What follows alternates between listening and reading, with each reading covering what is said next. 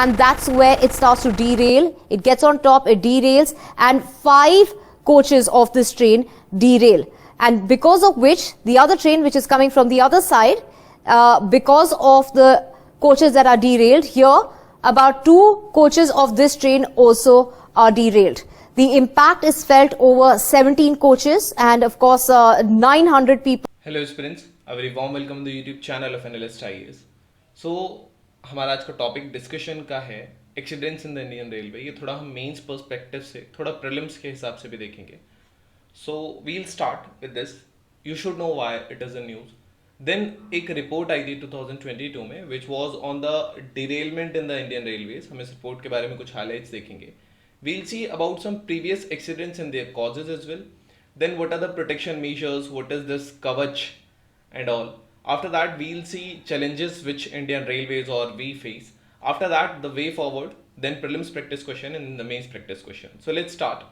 Why news? So Balasore district जो उड़ीसा की है उसमें एक हॉरिफिक एक्सीडेंट हुआ है जिसमें ऑफिशियली 275 लोगों की डेथ हुई थी.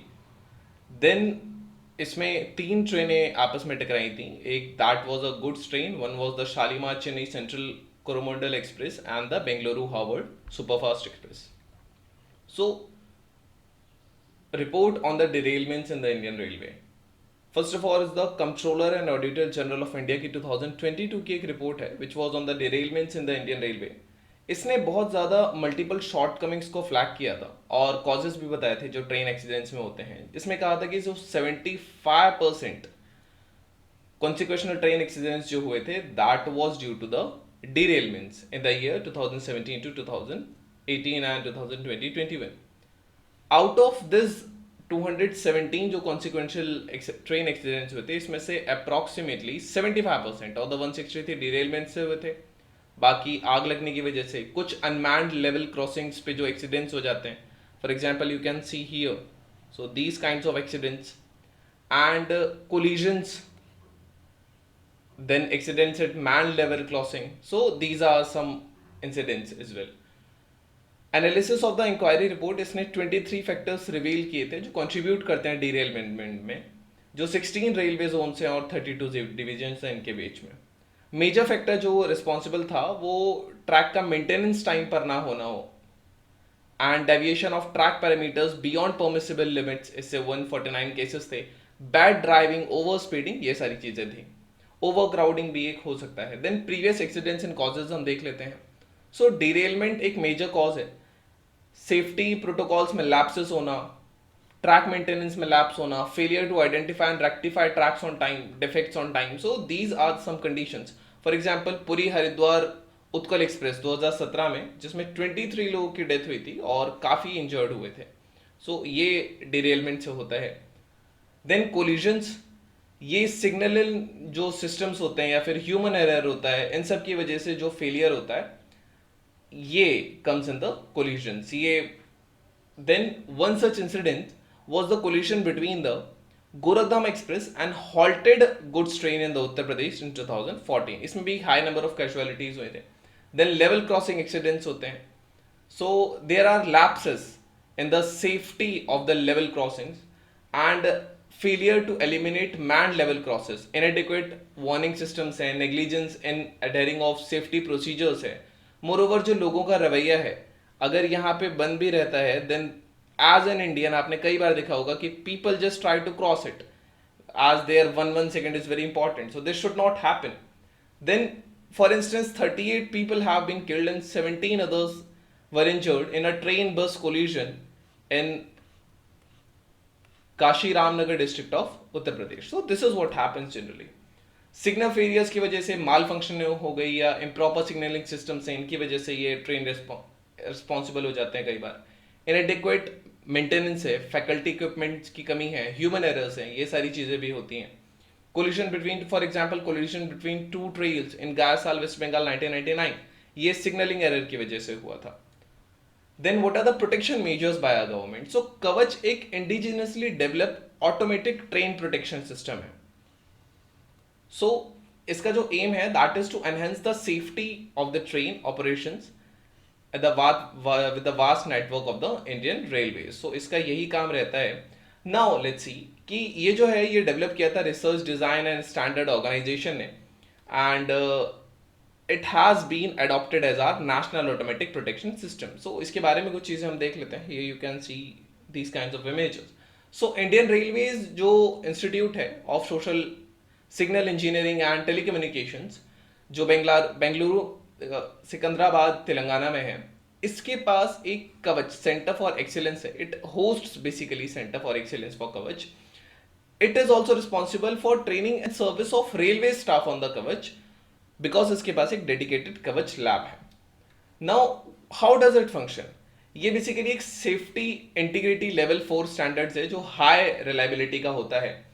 It helps to prevent the trains from passing red signals और स्पीड रेस्ट्रिक्शंस को भी एनफोर्स करता है. ये ब्रेकिंग सिस्टम को ऑटोमेटिकली एक्टिवेट कर देता है अगर ड्राइवर फेल होता है कंट्रोल करने में ट्रेन को. ये कोलिजन्स को प्रिवेंट करता है दो लोकोमोटिव्स के बीच में जो कि कवच सिस्टम से लेस है. ये एसओएस मैसेजेस इमरजेंसी के टाइम पे ऑटोमेटिकली भेज देगा. Centralize live monitoring of train movements भी ऑफर करता है through network monitoring system. It also utilizes traffic collision avoidance system. So what is this traffic collision avoidance system? इससे basically station master और जो loco pilot होता है train का उसके बीच में कम्युनिकेशन हो सकता है. So there is the station of this. Then यहां से रेडियो कम्युनिकेशन सीधा लोको पायलट स्टेशन मास्टर से कर सकता है, अमंग में भी कर सकते हैं, and this is how we can prevent a collision. So this is it. This was about the Kavach and all. Then there is Rashtriya Rail Sanrakshan Kosh. ये 2017-18 में क्रिएट हुआ था और इसका जो कोपस फंड था वो 1 लाख करोड़ था 5 साल के पीरियड के लिए. एनुअली ओवरले जो लगभग था that was 20,000 crore to 15,000 crore. So and ये जो सेफ्टी फंड था it will be used, it was to be used for improved inspection, safety work at level crossing, track repairing में यूज होना था, bridge restoration, rolling stock replacement, human resource development. So number of fund allotted for the track renewable projects ये decrease हुआ है इतने से लगभग 7,417 करोड़. और इवन ये जो अमाउंट जो रिलीज हुआ इतने कम होने के बाद ये भी फुल्ली यूटिलाइज नहीं हुआ. So this is the scenario. Then there is project mission Raftaar. So ये एक इंडियन रेलवेज का प्रोजेक्ट है जो रेलवे बजट 2016-17 में इंट्रोड्यूस हुआ था और ये जो था ये नीति आयोग ने अप्रूव किया था. इसका जो गोल है that is to double the average speed of the freight trains and also increase the passenger train speed by 50%. इसका फोकस स्पीड इंप्रूव करने पे भी है, इनडायरेक्टली ये सेफ्टी पर भी वर्क करेगा. So potentially it will minimise the risk which are associated with the prolong journey. So this is the use of this. Then what are the challenges which we face? So first of all is the technical glitches या system failures हो जाते हैं जिसकी वजह से train में collision हो सकता है.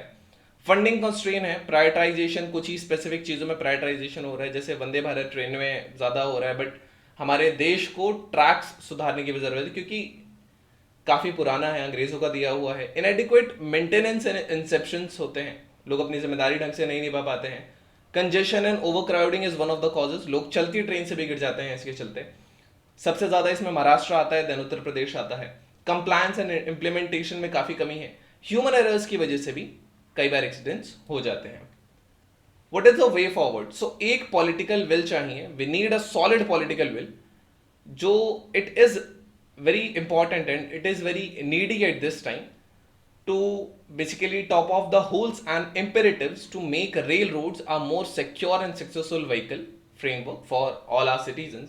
Then we can utilize data analytics and AI right now.